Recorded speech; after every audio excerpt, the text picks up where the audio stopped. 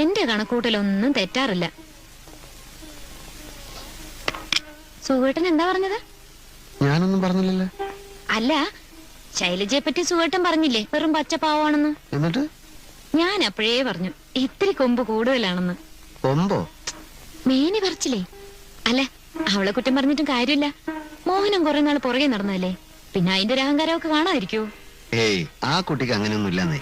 സുഖേട്ടാ, ഒരു പെണ്ണിനെ മനസ്സിലാക്കാൻ വേറൊരു പെണ്ണിനെ കഴിയൂ.